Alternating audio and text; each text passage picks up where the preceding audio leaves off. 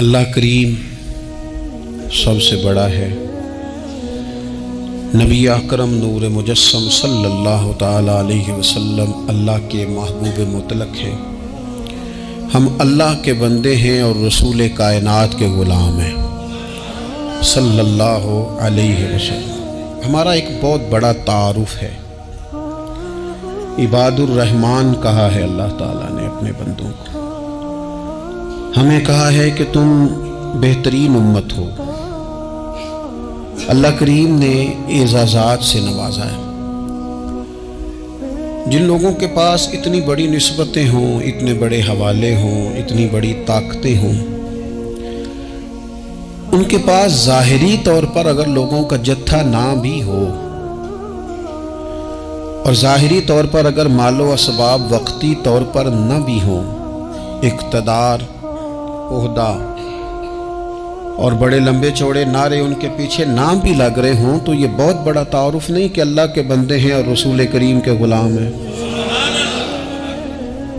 اور کیا یہ تعارف جینے کے لیے، زندہ رہنے کے لیے اور گردن اٹھا کر جینے کے لیے بہت بڑا تعارف نہیں؟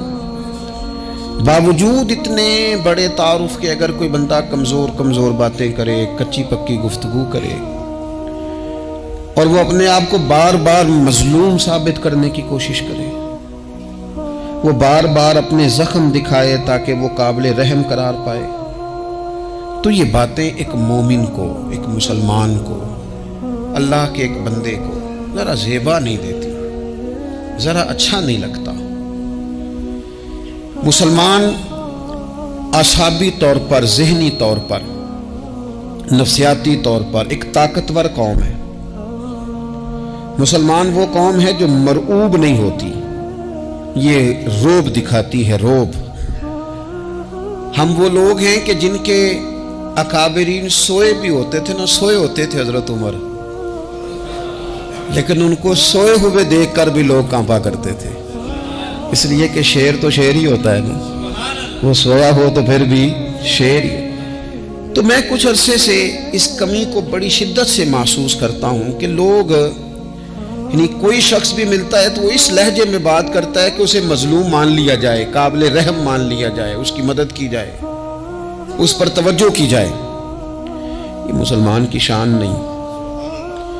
آپ سورہ بقرہ پڑھیں گے تو قرآن مجید اصحاب صفہ کی شان بیان کرتا ہے کہ انہیں بڑی حاجت ہے، بڑے ضرورت مند ہیں۔ وہ لوگ تھے جو کئی دنوں تک روٹی نہیں کھاتے تھے، لیکن رب فرماتا ہے کہ میرے محبوب کے مدرسے کے ان طالب علموں کو جو دیکھے گا اسے محسوس ہوگا کہ یہ تو بڑے امیر لوگ ہیں۔ کیوں محسوس ہوگا؟ لا یسألون الناس الحافا، یہ لوگوں سے لپٹ کر سوال نہیں کرتے، کشکول طلب نہیں دراز کرتے، یہ اپنے پردے کو قائم رکھتے ہیں۔ خودداری، عزت نفس، وقار، خودی، ہمارے ہاں تیزی سے ان چیزوں کا آج جو ہے وہ یوں محسوس ہوتا ہے جیسے قحط ہو گیا ہے۔ الا ماشاءاللہ، آپ کے زخم دکھانے سے کوئی بھی آپ کا زخم نہیں بھرے گا، بلکہ میں نے تو یہ دیکھا ہے اپنی زندگی میں کہ اچھا بھلے تعلقات چل رہے ہوتے ہیں، آپ کو ذرا ضرورت پڑ جائے تو سامنے والا آنکھیں پھیر لیتا ہے، اسی وقت اس کا ماحول اور اس کے حالات خراب ہو جاتے ہیں۔ اس لیے اپنا سارا بھروسہ، اپنی ساری توجہ، اپنی سوچوں کا مکمل مدار صرف اللہ رسول کی ذات کو بنائیں، اور اس انداز میں بنائیں کہ کون دیتا ہے دینے کو تو چاہیے، دینے والا ہے سچا ہمارا نبی۔ اور یہ ذہن بنائیں زندگی میں کہ رب رسول کی بارگاہ سے 2 قطرے بھی مل گئے تو دنیا بھی بن جائے گی، آخرت بھی بن جائے گی۔ اس لیے ادھر ادھر دیکھنا تھوڑا کم کریں۔ اور بالخصوص آج اپیل کروں گا، استاد اپنے شاگردوں کو، پیر اپنے مریدوں کو، باپ اپنی اولاد کو بڑی بڑی باتوں کا سبق پڑھائے، بڑی بڑی باتوں کا۔ اقبال نے شکوہ کیا، اقبال کہنے لگے شکایت ہے مجھے یا رب خدا بندان مکتب سے، یہ جو انہیں کہتے ہیں کہ جناب پڑھ جاؤ گے تو روٹی اچھی ملے گی، یہ انہیں کہتے ہیں پڑھ جاؤ گے تو کار میں بیٹھو گے، پڑھ جاؤ گے تو کوٹھی بنا لو گے، یہ کیا سبق پڑھا رہے ہیں بھلا؟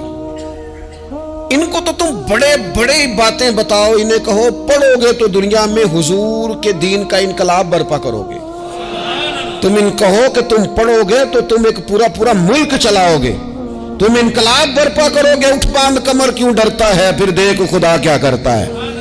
اقبال کہنے لگے یہ تم کیا سبق پڑھا رہے ہو کہ روٹی صحیح مل جائے گی، چندہ اکٹھا کرنے کا طریقہ آ جائے گا؟ کہنے لگے شکایت ہے مجھے یا رب خدا وندان مکتب سے، سبق شاہی ہے اور بچوں کو دے رہے ہیں خاک بازی کا۔ اڑنے والی تعلیم تھی اور یہ انہیں رینگنے کا سبق پڑھا رہے ہیں۔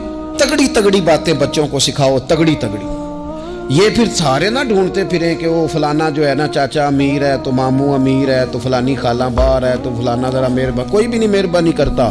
مہربانی جب بھی کرتا ہے یا خدا کرتا ہے یا مدینے والے محمد مصطفیٰ کرتا ہے۔ اپنی توجہات کبھی بچوں کو دیکھیں، حضرت لقمان اپنے بیٹے کو کیا کہتے ہیں یا بنی اقم الصلاۃ وامر بالمعروف وانہی عن المنکر۔ حضرت لقمان اپنے بیٹے کو سمجھاتے ہیں، کہتے ہیں اے بیٹا نماز قائم کرنا، لوگوں کو بھلائی کا حکم دینا، برائی سے منع کرنا، وَاصْبِرْ عَلَىٰ مَا أَصَابَكَ، اور جب مصیبت پہنچے تو صبر کرنا، ادھر ادھر رونا دھونا نہ کرنا۔ نماز پڑھنا، بھلائی کا حکم دینا، برائی سے منع کرنا، اور اگر کوئی مصیبت پہنچے تو اس پر صبر کرنا۔ کتنے کام ہو گئے؟ 4۔ ایک نماز پڑھنی ہے، ایک بھلائی کا حکم دینا ہے لوگوں کو، ایک برائی سے، اور اگر کوئی مشکل آئے تو کیا کرنا ہے؟ ان ذالک من عزم الامور۔ فرمایا بیٹا یہ بڑی ہمت والے کام ہیں، ہمت والے کام کرنا، ہمت والے، طاقتیں اپنی قائم رکھنا، کمزور نہ پڑنا، لوگ تمہارے آنسو نہ دیکھیں، کوئی تمہیں تڑپتا نہ دیکھے۔ چھوٹا چھوٹا زخم لے کر لوگ سگنل پہ کھڑے، چھوٹی چھوٹی مجبوریاں لے کر لوگ مانگنے کے لیے دروازوں پر کھڑے ہیں۔ امت مسلمہ کا یہ مزاج نہیں، یہ وقار نہیں، یہ انداز نہیں۔ ہم تو بانٹنے والے لوگ، چلے مشکل آ جاتی ہے، زندگی میں ضروریات پڑ جاتی ہیں، قرضہ صحابہ بھی لے لیا کرتے تھے، لیکن یہ جو لہجے آج ہم نے اختیار کر لیے، کمزور ہو جانا، کچا پڑ جانا، غریبی کا رونا، یہ انداز اہل ایمان کا۔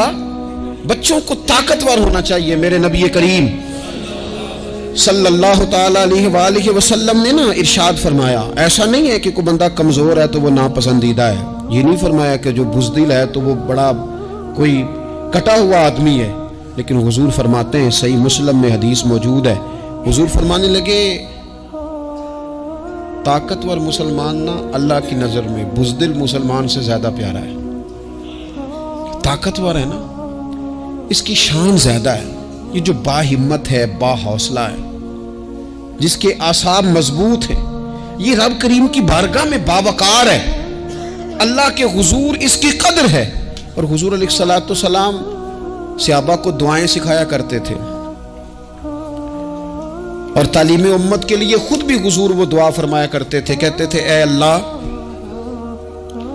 بزدلی سے بچا، کنجوسی سے بچا، اے اللہ اس بڑھاپے سے بچا جو انسان کو بڑا پریشان کر دے۔ حضور دعائیں مانگا کرتے تھے۔ دیکھیں بیمار انسان ہو جاتا ہے، اگر وہ سوچے نا رب کی طرف سے ہے تو پھر بیماری کا لوگ بڑا مزہ لیتے ہیں، کیونکہ جب بندہ بیمار ہوتا ہے تو نفسانی خواہشات ساری ختم ہو جاتی ہیں۔ اور میں اکثر دوستوں سے کہتا ہوں کہ بعض چیزیں ایسی ہیں جو وجد میں لے آتی ہیں بندے کو، اگر وہ غور کرے تو۔ آپ یہ حدیث پاک سنیں، حضور علیہ السلام نے فرمایا بیمار کے ساتھ ضد نہ کرو کہ ضرور کھا، ضد نہ کرو، اس لیے کہ اللہ اسے کھلا بھی دیتا ہے، پلا بھی دیتا ہے۔ اب جب کسی کو پتہ چلے کہ میں بیمار ہوں تو رب مجھے کھلا پلا رہا ہے تو مجھے بتائیے بیماری کتنی پیاری لگے گی، بیماری میں کتنا سرور آئے گا۔ پھر تو انسان ہمیشہ چاہے گا کہ مجھے وہ چیزیں ملیں جو مجھے اللہ تبارک و تعالیٰ کی بارگاہ کے قریب کر دیں۔ دوسری بات یہ ہے کہ میدان میں جب انسان اترتا ہے نا تو اسے ایک بات اپنے ذہن میں رکھنی چاہیے کہ جیت اور ہار یہ اللہ تعالیٰ کے دست قدرت میں ہے، لیکن جب وہ لڑے تو جیتنے کے لیے لڑے۔ ہمارے ہاں نا بہت سارے لوگ لڑنے سے پہلے ہی ہارے ہوئے ہوتے ہیں، میدان میں نکلنے سے پہلے ہی وہ کمزور باتیں کر رہے ہوتے ہیں، ابھی سفر شروع نہیں ہوتا وہ کہہ دیتے ہیں نہیں جناب آپ کی بات تو ٹھیک ہے پر کیسے ہوگا، کیوں کر ہوگا، لوگ تو آج کل چلتے ہی نہیں، بڑے مسئلے خراب ہیں۔ اور پھر کچھ لوگ ایسے ہیں جن کی باتیں سن کر بندے بیک گیئر لگا لیتے ہیں، اور میں نے دیکھا باتیں کرنے والے وہیں رہتے ہیں اور کام کرنے والے کہاں سے کہاں چلے جاتے ہیں۔ یہ یقینی نہیں کہ جیتیں گے، لیکن جب میدان میں اترے نا تو پھر ہمیشہ جیتنے کے لیے اترے۔ کوشش کریں کہ میں نے اس انداز میں نکلنا ہے کہ میں نے نہ جیتنا ہے۔ حضرت مولا علی شیر خدا کرم اللہ تعالی وجہ الکریم سے کسی بندے نے پوچھا حضور آپ ہر میدان میں کامیاب کیوں رہتے ہیں؟ فرمانے لگے جیت ہار تو رب کریم کے دست قدرت میں ہے، لیکن جب میں اترتا ہوں نا میدان میں تو میں دشمن دیکھ کے پہلے ہی فیصلہ کر لیتا ہوں کہ میں نے اس کے پیٹ میں خنجر مارنا ہے کہ گلے پہ، میں جیتنے کے لیے میدان میں اترتا ہوں۔ تو آپ دیکھ لینا دیواریں ہلتی رہتی ہیں اور در کانپ جاتا ہے، علی کا نام سن کر اب بھی خیبر کانپ جاتا ہے۔ کیوں کہ کہتے ہیں میں ذہن بنا لیتا ہوں کہ میں اسے کاٹ کے لاؤں گا، میں ڈرتا اور سہمتا ہوا میدان میں نہیں اترتا۔ ذہن ہوتا ہے کہ آج لڑوں گا تو جیتوں گا، آج میں دیکھیں میں کیا کرتا ہوں۔ حوصلہ نہیں پیدا کر پا رہے بچوں میں، کچھ بچے بھی اللہ خیر کرے عزم و ہمت والے لوگوں کے پاس بیٹھتے نہیں، اور دوسرا ہم اپنے بچوں کا کسی کو آئیڈیل بھی نہیں بننے دیتے۔ بچے کسی کا نام لیتے ہیں تو ہم کہتے ہیں پتر چھاڑ پر آؤں، یہ دور ہی نہیں ہے۔ ہم کوئی ایسا ذوق، کوئی مزاج، کوئی طبیعت پیدا ہی نہیں ہونے دیتے۔ کچھ آنے والی نسل کا مزاج ہے کہ وہ اٹھنا نہیں چاہتی، بیٹھنا نہیں چاہتی، چلنا نہیں چاہتی، وہ چاہتی ہے میں لیٹی رہوں، موبائل میرے ہاتھ میں رہے، باقی سارے کام ریموٹ کنٹرول ہو۔ جب انسان دیکھیں نا، ایک ڈاکٹر صاحب کے پاس ایک دفعہ میں گیا تو ایک مریض کو وہ سمجھا رہے تھے، اسے کہہ رہے تھے کہ تو تھوڑی ورزش بھی کیا کر، تھوڑی ورزش بھی کیا کر، اور ساتھ انہوں نے بڑی اچھی بات کی، کہنے لگے اللہ تعالیٰ نے نا جسم میں جوڑ بنائے ہیں، یہ گھٹنے ہیں، یہ کونیاں ہیں، اللہ نے جوڑ بنائے ہیں، اسی لیے تو بنائے تھے کہ تھوڑی ان کو حرکت بھی دی جائے، لیکن اگر آپ ان جوڑوں کو حرکت ہی نہیں دیں گے تو یہ تو زانگا لود ہو جائیں گے۔ تو کام زندگی میں عزم کے ساتھ، ہمت کے ساتھ، اور سب سے بڑی مضبوطی یہ ہے کہ آپ یہاں سے مضبوط ہوں، آپ اعصابی طور پر مضبوط ہوں۔ یہ جو کمزوری ہے نا، ذہنی کمزوری، میں نہیں پسند کرتا کہ مطلب خواتین بچوں کو اس لیے ڈرائیں کہ بیٹا او ہو بلی آ گئی ہے۔ بلی کیا ہوتی ہے جی؟ لیکن جو خواتین حج بھی بچوں کو بلی سے ڈرائیں گی، اچھا اس کو ڈرا بلی سے رہی ہوتی ہیں اور ساتھ کہہ رہی ہوتی ہیں ماما کا شیر، جی آپ کا شیر بلی سے ڈرتا ہے، یہ اماں کا شیر بلی سے ڈر رہا ہے، آپ نے اس سے بلی سے ڈرا دیا اور نام شیر رکھ دیا ہے۔ یہ کیسا شیر ہے کہ جو بلی آتی ہے تو بھاگ جاتا ہے؟ یہ ماحول مطلب متضاد ہے۔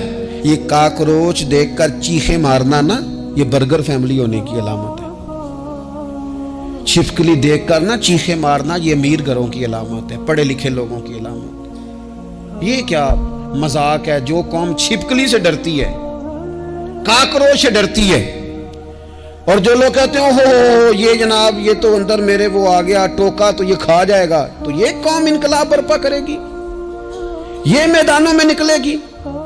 بڑے خوبصورت انداز میں ویڈیو بنا کے تو اس کو شیئر کیا جاتا ہے کہ وہ جی قربانی والے دن بکرا ذبح ہو رہا تھا تو بچہ رو پڑا۔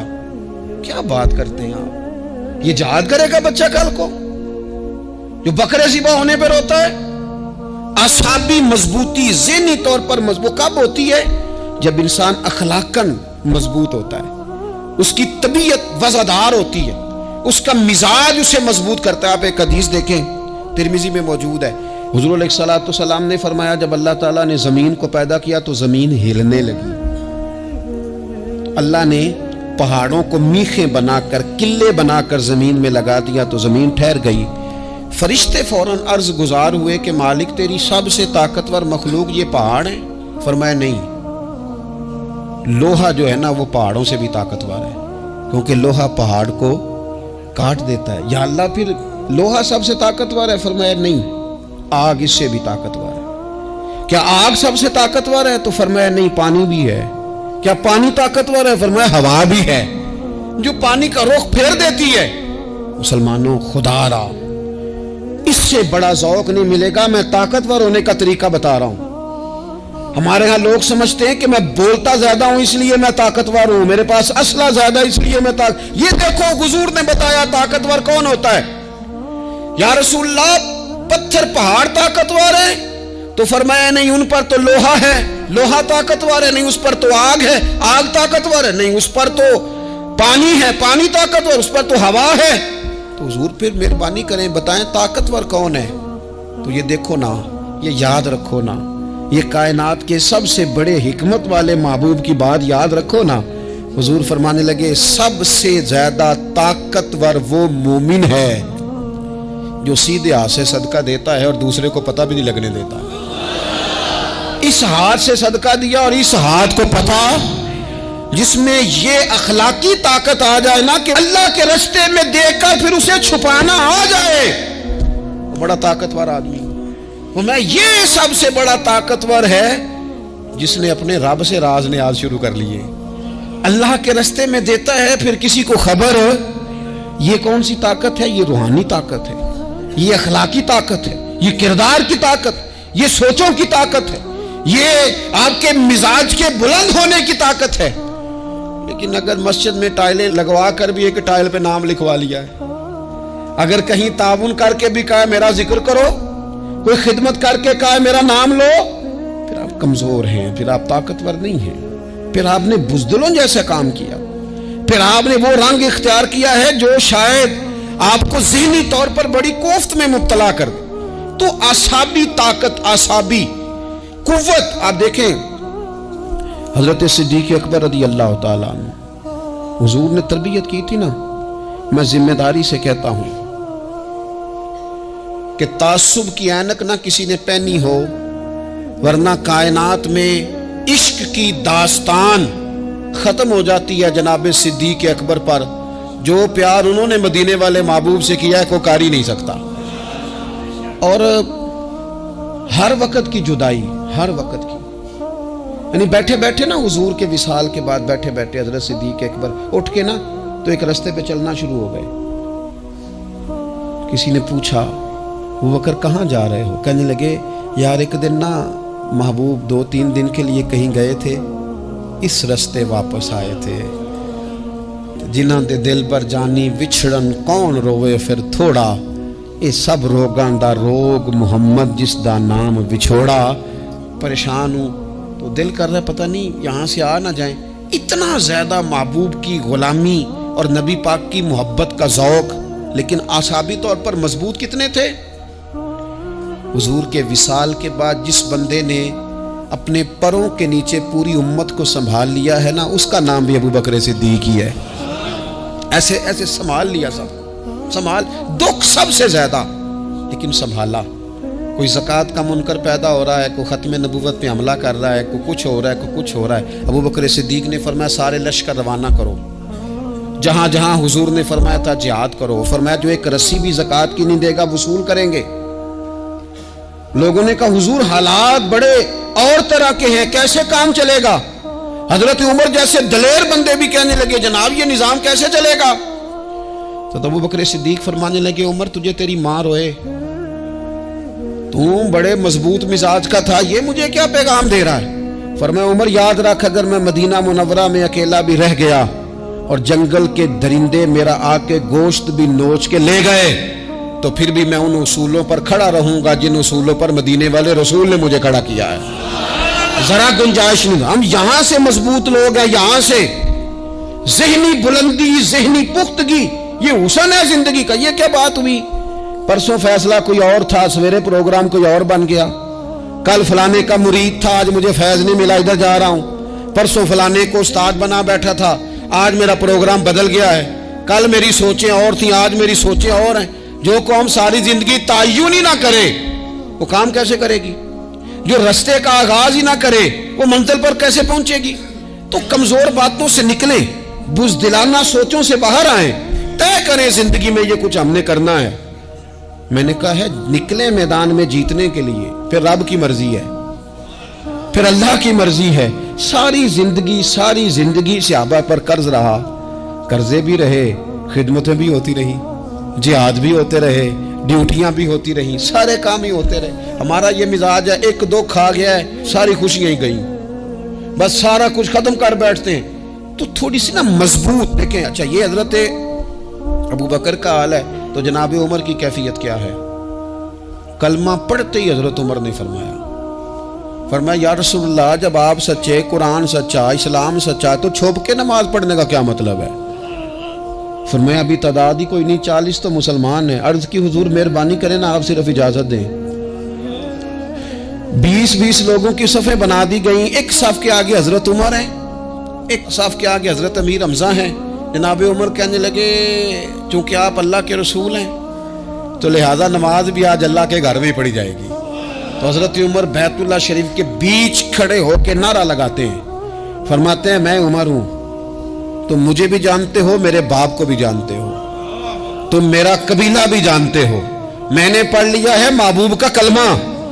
अब जिसने बच्चे यतीम कराने हो और अपनी बीवी बेवा करानी हो वो आए और मुझे रोके।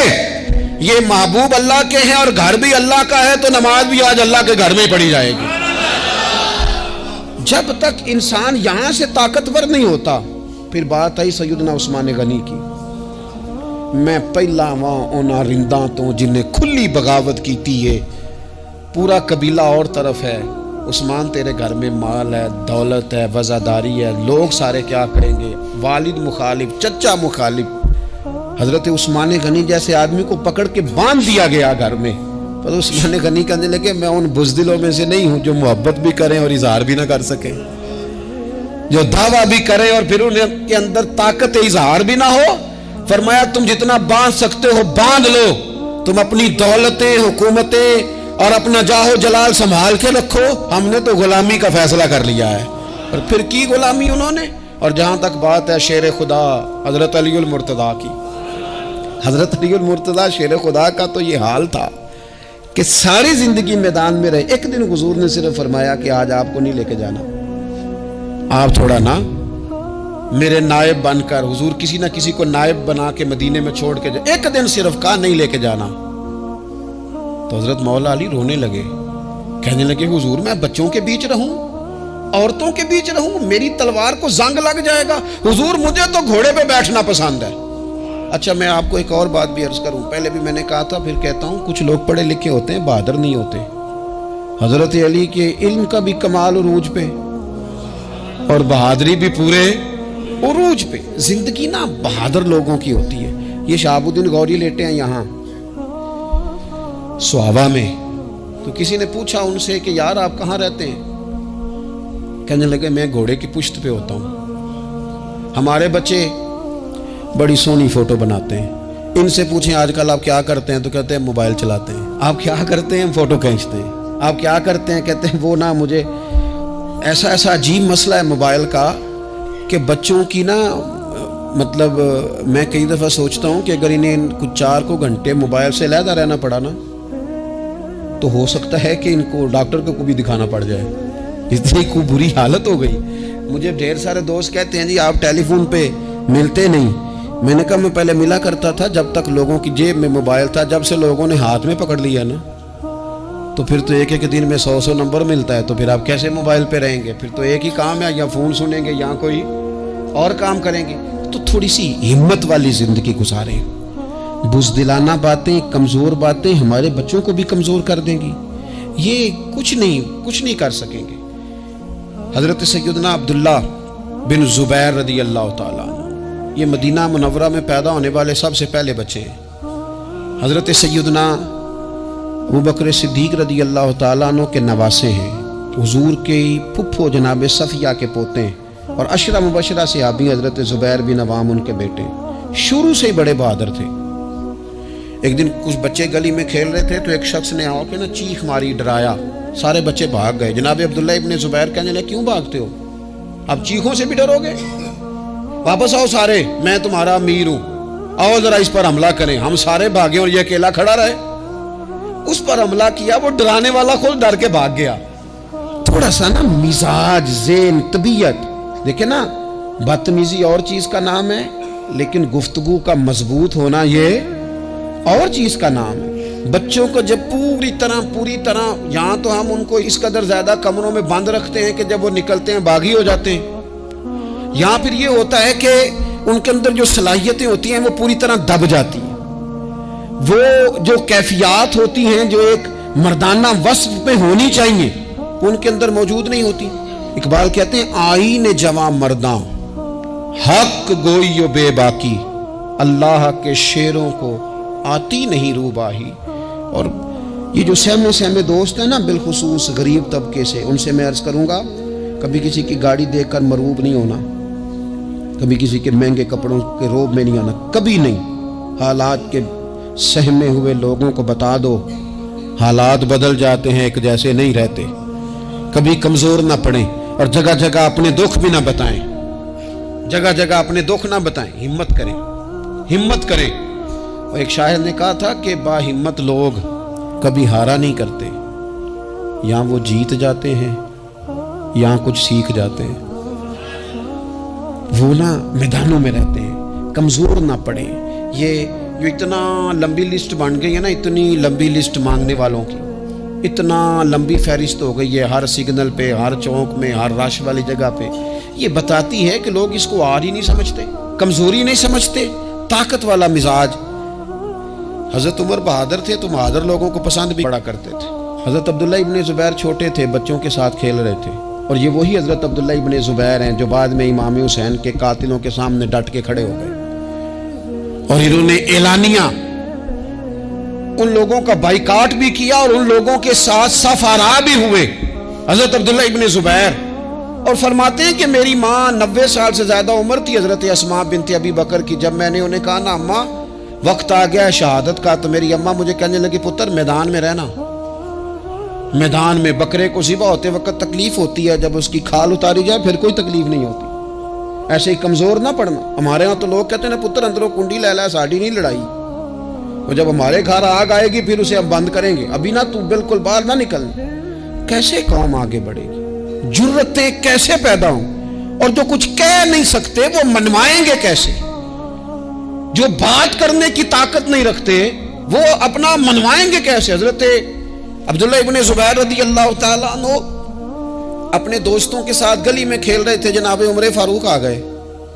حضرت عمر فاروق کا جلال تھا، بچے ان کو دیکھ کے دوڑ گئے. حضرت عبداللہ ابن زبیر کھڑے ہیں. حضرت عمر قریب آئے، کہنے لگے پتر آپ کیوں نہیں دوڑے؟ حضرت عبداللہ ابن زبیر چھوٹے سے ہیں، کہنے لگے جی کیوں میں دوڑتا، میں نے کوئی جرم کیا ہے، کوئی میں نے غلطی کی ہے، بھلا کیوں دوڑوں؟ آرام سے کھیل رہے ہیں اور نہ ہم نے کوئی رستہ بند کیا، جگہ ہے آپ نے گزرنا تو گزر جائیں.